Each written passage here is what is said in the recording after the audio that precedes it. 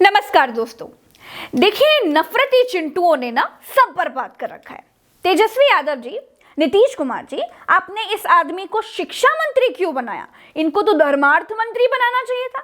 इस आदमी को तो पंडा समुदाय का अध्यक्ष बनाना चाहिए था। रामचरितमानस सुधार समिति बनाकर उसका अध्यक्ष बनाना चाहिए था। रामायण पुनरुत्थान आयोग बनाकर इनको उसका अध्यक्ष बना देते। शिक्षा मंत्री काहे बनाया भैया? इस व्यक्ति को इससे मतलब नहीं है कि बिहार के बच्चे कैसे आगे बढ़े। इस आदमी को इससे मतलब नहीं है कि एक एक मास्टर 50-50 बच्चों को अकेले पढ़ा रहा है। उस पर कुछ सोचें ना। बिहार के स्कूल खंडहर पड़े हैं, उस पर कुछ करें। नो, इस आदमी से शिक्षा मंत्रालय नहीं समझ रहा, लेकिन धार्मिक बातों का पूरा ध्यान है। और उसमें कहा गया है कि नीच जाति के लोग शिक्षा ग्रहण करके जहरीला हो जाते हैं, जैसा कि सांप दूध पीने के बाद होता है। हम इस सवाल में मैं इसलिए ये बात कहता हूँ कि इसी चीज को कोट करके बाबा साहब अम्बेडकर ने दुनिया के लोगों को बताया।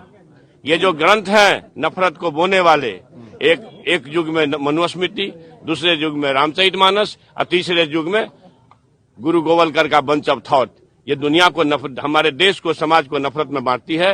नफरत देश को महान नहीं बनाएगा। जब भी कभी महान बनाएगा तो मोहब्बत ही बनाएगा। 1927 में महान आंदोलन किए थे। यही रामचरितमानस हिंदू वर्ग का हर परिवार रट रहा है। गांव गांव माइक लगाकर रामायणें हो रही हैं, शंख बज रहे हैं, पंजीरी बट रही है। अगर रामचरितमानस में गलत लिखा हुआ है तो फिर अब तक मंत्री जी मुंह में दही जमा कर काहे बैठे थे? अब तक आवाज क्यों नहीं उठाई?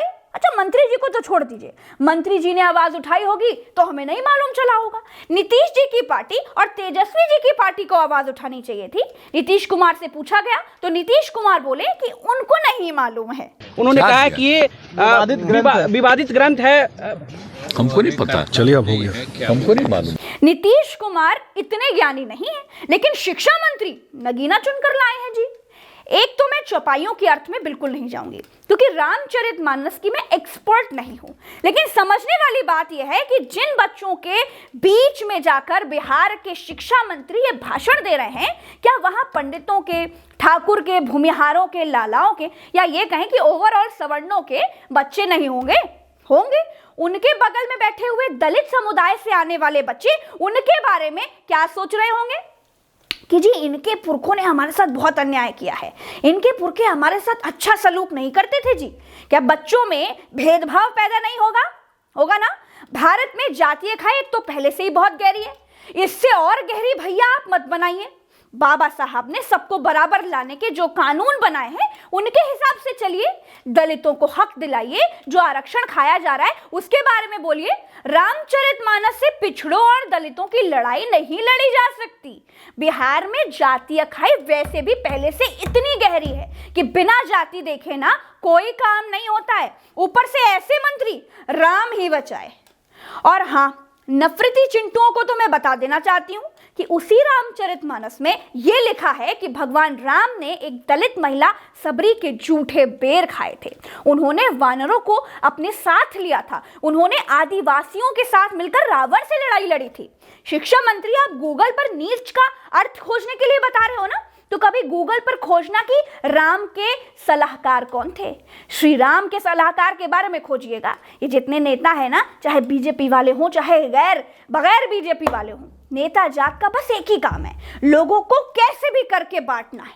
चाहे रामचरितमानस से बांटो, चाहे हनुमान चालीसा से बांटो, चाहे आजान से बांटो, तुम बटोगे तभी तो वोट दोगे। पूजहि विप्र सकल गुणहीना, शूद्र न पूजहु वेद प्रवीणा। इसके अर्थ से पीड़ा है तो विधानसभा में मुद्दा उठाइए, जाकर अपनी पार्टी से कहिए कि लोकसभा में मुद्दा उठाएं, धर्म संसद में जाकर उठाएं, वहां से हटवाएं।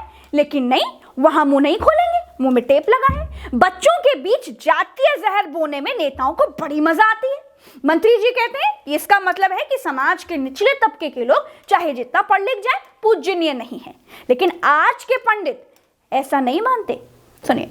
पूजहि विप्र सकल गुणहीना, शूद्र न पूजहु वेद प्रवीणा। इसमें शूद्र जो शब्द है, ये इसका मैं मतलब जानना चाहती हूं। मैं यहीं पर आपको बीच में रोक रहा हूं और मैं फिर से आपको दोहराता हूं कि शूद्र को मत पूजिए। सुनने में तो यही लग रहा है ना, शूद्र को मत पूजिए चाहे वो वेद में प्रवीण हो, पर हमें ये समझना पड़ेगा कि शूद्र मतलब कौन। शूद्र मतलब जाति विशेष नहीं, शूद्र मतलब वो जो गलत कार्यों को करता है। बाद में क्या हुआ, सैकड़ों वर्षों में हमें ये कन्विंस कर दिया गया, ये संतुष्ट कर दिया गया कि शूद्र मतलब वो जो मैला उठाता है, शूद्र मतलब वो जो सफाई कर्मचारी है, जबकि ऐसा नहीं। शूद्र मतलब वो जो विद्या विरोधी है, जो धर्म विरोधी है। वो एक समय विशेष में अलग अलग उन शब्दों को अलग अलग तरीके से उनकी व्याख्या की गई। आज भी वो व्यक्ति, हमारे यहाँ सुभाषितानी में संस्कृत में ये पढ़ाया जाता था कि माता शत्रु पिता वैरी येन बालो न पाठिता।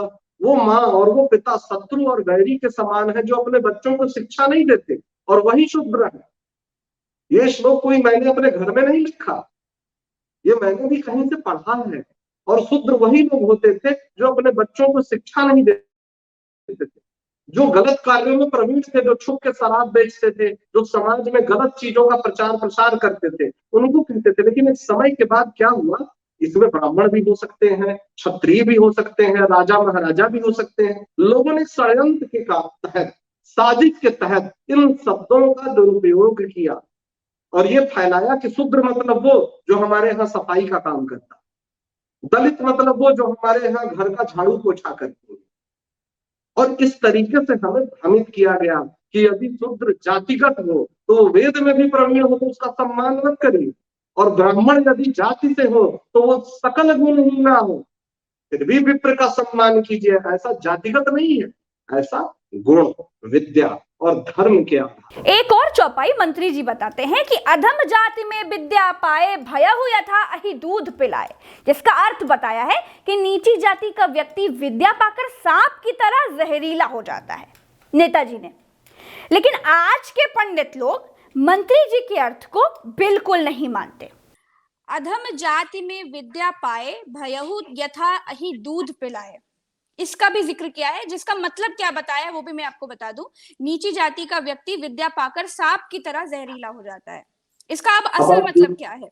जी, इसीलिए मैं बार बार इसी शब्द को दोहरा रहा था प्रज्ञा जी। जी, ये जो अधम है ना, अधम शब्द ही अधम जाति में, हाँ, इसका सबसे बड़ा उत्तर ही नहीं है। अधम मतलब जाति नहीं, अधम मतलब अधार्मिक व्यक्ति। अधार्मिक व्यक्ति यदि विद्या पा लेगा तो वो तो एक ऐसा हो जाएगा ना कि आपने जहरीले सांप को और जहर ताकत दे दिया, आपने एक दुष्ट व्यक्ति को शक्ति दे दी, ऊर्जा दे दी। और इतिहास साक्षी है कि जितने भी राक्षस हुए, जितने भी पुराने दुष्ट लोग हुए, यदि उनके पास वो जादुई शक्तियां आ गई तो उन्होंने सदैव दुरुपयोग किया। ये ठीक उसी प्रकार से है कि किसी आतंकवादी के पास एक कोई मिसाइल टेक्नोलॉजी आ गई। अधम का मतलब नीच जाति नहीं होती, ये दुरुपयोग है शब्दों का। अधम का मतलब दुष्ट और अधार्मिक व्यक्ति। अधम का मतलब दलित बिरादरी नहीं। अधम का मतलब कोई ऐसी जाति जो ओबीसी कैटेगरी में हो, जो मैं मॉडर्न भाषा में कह दे रहा हूँ, जबकि वैदिक सभ्यता में ये सब कैटेगरी ही नहीं। ये तो हमारी आधुनिक और सभ्य समाज के लिए ये धब्बा है कि आज हम अपने बच्चों को या स्वयं को इस कैटेगरी में कैटेगराइज्ड करते हैं। ये हमारी एक बाध्यता हो गई है। सनातन धर्म वैदिक काल में तो ये था ही नहीं। अधम शब्द का सीधा सीधा अर्थ है वो व्यक्ति जो अधार्मिक है। अधम मतलब अधार्मिक, अधम मतलब नीच जाति कहाँ से हो गई, अधम मतलब ओबीसी कैटेगरी कहाँ से हो गई, अधम मतलब पिछड़ा दलित कहाँ से हो गया, कैसे हो गया? अधम मतलब वो धम्मं शरणं गच्छामि महात्मा बुद्ध कहते थे ना, तो धम्म का अर्थ धर्म और अधम का मतलब नीच जाति। ये कैसे? अधम का मतलब जो अधार्मिक हो, और जो व्यक्ति अधार्मिक है, दुष्ट है, पापी है, उसके हाथ में कोई भी हथियार, कोई भी विद्या, कोई भी धार्मिक व्यवस्था नहीं आनी चाहिए, वरना वो जहरीला हो जाए। ये इसका अर्थ है। मोदी जी दलितों के पैर धो रहे हैं, उनके साथ खा रहे हैं। दलित समाज के साथ सारा आर्थिक आधार पर निचला तबका फ्री में अनाज के मजे ले रहा है, मोदी जी को वोट दे रहा है। लेकिन असल राजनीति यह है कि दलितों को यह याद दिलाया जाए कि सुनो पिछड़ों, सुनो दलितों, अपर कास्ट की रामचरितमानस में तुम्हारे बारे में ये लिखा है, जिससे समाज का निचला तबका जिसे कहा जाता है वो भड़क जाए, वो जागे कि गुरु हम गलत जगह पर ईवीएम का बटन दबा रहे हैं जी। दोस्तों, रामचरितमानस का जो अर्थ मंत्री जी बताते हैं, उस अर्थ से आज का ब्राह्मण वर्ग इनकार करता है। इस विवादित धार्मिक मामले को मैं दोनों तरफ की सुनकर आपको बता रही हूं। लाइनों से जो कानों को सुनाई देता है उससे लगता है कि नहीं भैया, लाइनों में कुछ तो गड़बड़ है। निचले तबके के लिए इन लाइनों में बड़ी नफरत है। लेकिन जब रामचरितमानस की ज्ञाताओं से पूछते हैं तो वो कहते हैं कि इसका अर्थ वो नहीं है जो सीधे सीधे समझ में आ जाता है। और इसीलिए महानौटंकी बाबा ने मंत्री की जुबान काटने की 10 करोड़ की सुपारी दे डाली है। तो फिर मैं 10 करोड़ रुपए का इनाम रखता हूं कि जो बिहार के शिक्षा मंत्री चंद्रशेखर की जिह्वा काटेगा उसको मैं 10 करोड़ रुपए पुरस्कार दूंगा। ये बाबा है या सुपारी रैकेट के इंचार्ज, समझ में ही नहीं आता। ये बाहर से कुछ और अंदर से कुछ और नजर आते हैं।